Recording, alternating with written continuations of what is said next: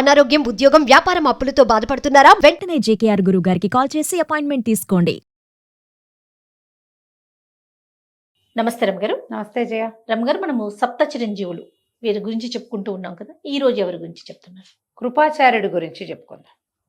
కృపాచార్యుడు మహాభారతం తెలిసిన ప్రతి వాళ్ళకి కృపాచార్యుడు తెలుసు. అయితే కృపాచార్యుడు ఒక పెద్ద అద్భుతమైన క్యారెక్టర్గా మనకు కనపడరు.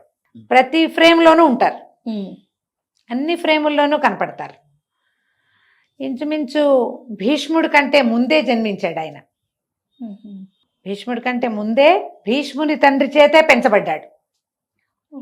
అప్పటి నుంచి ఉన్నాడు ఆయన. మొదటి సందర్భం నుంచి కనిపిస్తారు కానీ ఆయన మాట్లాడినట్టు ఏదైనా పేద పెద్ద క్రియలు చేసేసినట్టు కనిపించదు. కానీ వీళ్ళకి ప్రధానంగా మొట్టమొదట పాండవులకి ఆచార్యుడుగానే ఉన్నాడు. ఈయన కృపాచార్యుడు ఎవరు అంటే, కృపాచార్యుడి మూలాలు ముందు యుగం నుంచి ఉన్నాయి. త్రేతాయుగంలో గౌతమ మహర్షి మనకు తెలుసు కదా.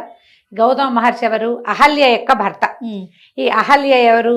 శ్రీరాముని పాదాలు సోకి విమోచనం పొందినటువంటి అహల్యాదేవి. అహల్యాదేవి భర్త గౌతమ మహర్షి.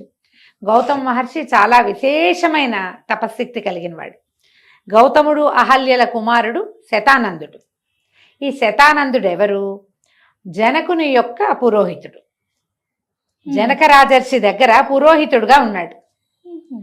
రాముల వారు అహల్యా శాప విమోచనం చేసిన తర్వాత ఆయన ఏం చేశాడు? అహల్య శాప విమోచనం అయ్యాక విశ్వామిత్రుడి యాగ సంరక్షణ చేసి సుబాహుడిని సంహరించి మారీచుడిని ఆ సముద్రం అవతల పారేసి మానవాస్త్రంతో ఆ విశ్వామిత్రుడి యొక్క మొత్తం యజ్ఞాన్ని కాపాడిన తర్వాత మేము జనక రాజర్షి ఆశ్రమం ఇదైనటువంటి మిథిలా నగరానికి వెళ్తున్నాము, అక్కడ ఒక యజ్ఞం జరుగుతోంది, మీరు కూడా మాతో రండని పిలువబడి రామలక్ష్మణులు ఇద్దరు మిథిలా నగరానికి వెళ్ళారు. ఎప్పుడైతే వీళ్ళు మిథిలా నగరానికి వెళ్ళారో అక్కడ శివధనుసును చూశారు. ఆ సమయంలో శతానందుడు అక్కడున్నాడు. ఓహో. విశ్వామిత్రుడు చెప్పాడు, నీ తల్లికి శాప విమోచనం జరిగింది, ఆయన నీ తల్లి తండ్రి కలుసుకున్నారు అని చెప్తే శతానందుడు ఈ జరిగిన కథ అంతా చెప్పాడు. శతానందుడు జనక రాజర్షికి పురోహితుడు. ఓ. ఈ శతానందుడికి ఒక కుమారుడు కలిగాడు, సత్యధృతి అతని పేరు.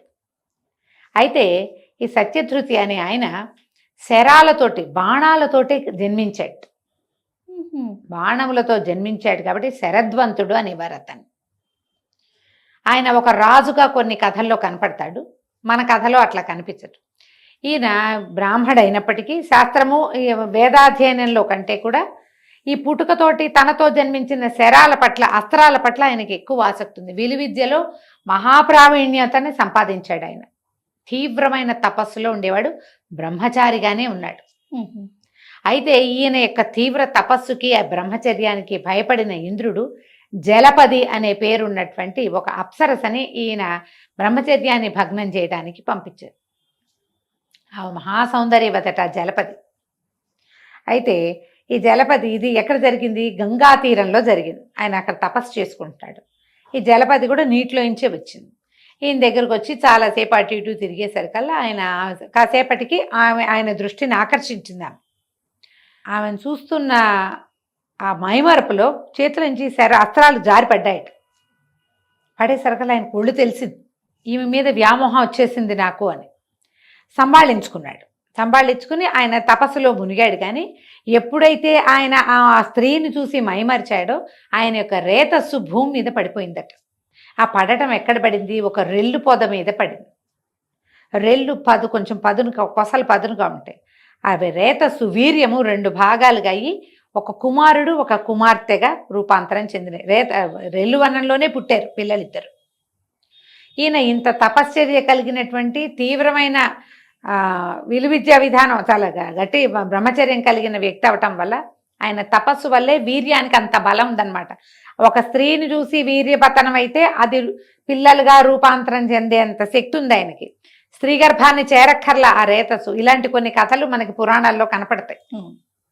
అయితే వీళ్ళిద్దరూ ఒక కుమారుడు కుమార్తెగా ఉన్నారు, అక్కడ పిల్లలుగా పడి ఉన్నారు. ఆ సమయానికి హస్తినాపురానికి రాజైన శంతన మహారాజు అక్కడికి వచ్చాడు. ఈ శిశువులు కనపడేసరికల్లా ఆయన అయ్యో ఇక్కడ ఆయనకు సంతానం లేదు అప్పటికి. ఆ పిల్లలిద్దరిని తీసుకొచ్చి పెంచాడు ఆయన. తన కృపచేత పెంచబడ్డారు కాబట్టి కృపుడు కృపి అని పేర్లు పెట్టారు. ఆ కృపుడే కృపాచార్యుడు అయ్యాడు. ఓహో. కృపి ద్రోణాచార్యుడికి భార్య అయింది. కృపి యొక్క కుమారుడే అశ్వత్థామ. కృపాచార్యుడికి సాక్షాత్తు మేనల్లుడు. అయితే తమతోటి పెంచబడుతుంటే సరే ఈ శరద్వంతుడు తెలుసుకున్నాడు తన సంతానంగా వీళ్ళు రూపొందారని, ఆ సంతానాన్ని శంతనుడు పెంచుతున్నాడని తెలుసుకుని ఆయన వెళ్ళి తన పిల్లల్ని తను తెచ్చుకుని కుమారుణ్ణి విలువిద్యాపారంగతుడిని చేశాడు. ఇంకొక ధనుర్విద్యాపారంగతుడైన ద్రోణాచార్యుడికి కూతుర్నిచ్చి పెళ్లి చేశాడు. ఓకే. కృపాచార్యుడు తండ్రి దగ్గరే నేర్చుకున్నాడు. కానీ శంతనుడి కృప వల్ల పెంచబడటం వల్ల అతను మళ్ళీ శంతనుడి దగ్గరికే చేరాడు. అప్పటికి భీష్ముడు కుమారులు అందరూ సెటిల్ అయ్యారు. అప్పుడు భీష్ముడు పెద్దవాడయ్యాడు. మళ్ళీ ఆయన పెద్ద అయితే ఈయన వచ్చాడు కదా. ఈ భీష్మాచార్యుల వారు పెద్దవారు అయిన తర్వాత ఇది తన తమ్ముళ్ళు, వాళ్ళకేమో 3 పిల్లలు. ఆయనకు సొంతంగా పిల్లలు లేరుగా, తమ్ముళ్ళలో ఒకడు పోయాడు. ఒక ఆయనకేమో దేవర న్యాయమే కాదు ఇంకొకటి పద్ధతి కూడా ఉంది. ఆ పద్ధతి ప్రకారం అంబికకి అంబాలికకి వ్యాస మహర్షి చేత సంతానాన్ని కలిగించారు. వాళ్ళేమో ధృతరాష్ట్రుడు, పాండురాజు. వాళ్ళ కాలంలోనే ఈ కృపాచార్యుడు వీళ్ళ దగ్గరికి చేరాడు. వాళ్ళకి ఆచార్యుడుగా ఇక్కడ ఉన్నాడు. తర్వాత వాళ్ళకి సంతానం కలిగింది. ఆయనకు 100 మంది కలిగారు, ఈయనకో 5 కలిగారు. పిల్లలంతా ఓ చోట చేరారు. వాళ్ళందరికీ విలువిద్యకి ఆచార్యుడుగా ఉన్నాడు. ఈయనే ఆచార్యుడు, కృపాచార్యుడే. అయితే తర్వాత ద్రోణాచార్యుడు వచ్చాక ఆయన ఇంకా ఫైనరీ సాధించాడు. విలువిద్యలో ఆయన ఇంకా గొప్ప శక్తి కలిగిన వాడు. అందుకని అన్ని విద్యలతో పాటు ప్రత్యేకమైన ఏమంటారు మన ఎక్స్పర్ట్ టీచర్గా ద్రోణాచార్యుడు చేరాడు. ద్రోణాచార్యుడు సొంత భావమరిది అవటం వల్ల కృపాచార్యుడు ద్రోణాచార్యుడు కలిసే ఉండేవాళ్ళు. మహాభారతంలో ప్రతి ఫ్రేమ్లోనూ వాళ్ళిద్దరూ కలిసి ఉన్నట్టుగానే కనపడతారు. వాళ్ళిద్దరూ ఒకళ్ళతో ఒకళ్ళు వాదించుకుని మాట్లాడుకున్నట్టుగా ఎక్కడా ఉండదు, కానీ వాళ్ళు కలిసే ఉన్నారు. ఈయన మళ్ళీ చివరికి ఏం చేశాడంటే చివరికి అశ్వత్థామ, కృతవర్మ, కృపాచార్యుడు వీళ్ళు 3 కలిసే దుర్యోధనుడి దగ్గరికి వెళ్ళారు. యుద్ధం అంతా పరిసమాప్తం అయిపోయింది. దుర్యోధనుడు నీళ్లలో ఉన్నాడు. ఆయన చూసి అయ్యో మా రాజు ఇట్ట అయిపోయాడని దుఃఖించారు. అశ్వత్థామ నన్ను అభిషిక్తుణ్ణి నన్ను చెయ్యి సర్వసైన్యాధ్యక్షుణ్ణి నీ పగ తీరుస్తానని చెప్పాడు. కృపాచార్యుడు, కృతవర్మ ఇద్దరూ అశ్వత్థామతో పాటు వెళ్ళారు. కానీ పాండవులు అశ్వత్థామ వెనకాలబడి అతన్ని పట్టుకొచ్చారు. కానీ కృతవర్మని ఏం చేయలే, కృపాచార్యుని ఏం చేయలే. కృతవర్మేమో యాదవ సైన్యంతో పాటు ఇంటికి వెళ్ళిపోయాడు. కృపాచార్యుడేమో హస్తినాపురంలో తన ఇంటికి వెళ్ళిపోయాడు. పాండవులు ధర్మాన్ని పాటించారు.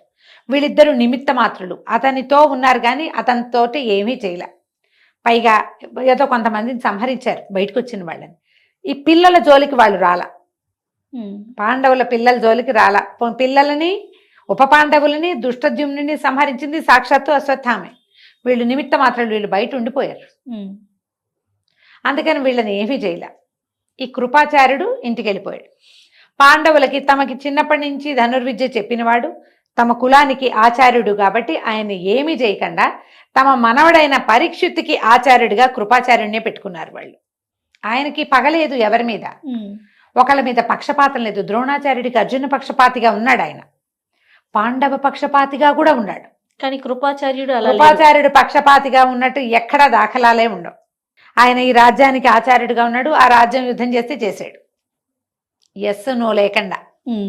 చివరి దాకా తనని పెట్టుకున్న ప్రభుతోటే ఉన్నాడు. అయిందా? ఆ ప్రభు వెళ్ళిపోయాడు. కొత్తగా వీళ్ళు వచ్చారు ప్రభువులుగా, అయినా వీళ్ళతో పాటే ఉన్నాడు. వీళ్ళతో ఉండి పరీక్షిత్తుకి కూడా ఆచార్యుడిగా ఉన్నాడు.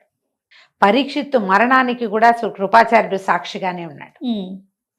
జనమేజయుడికి ఆచార్యత్వం వహించినట్టుగా కనపడదు. అంటే నేను ఇంకా ఆ భాగాలు చదవలే సరిగా చెప్పాలంటే. ఈయన తపస్సుకి వెళ్ళిపోయాడు. ఈయనకి తండ్రి వల్లే చిరంజీవిత్వం లభించింది.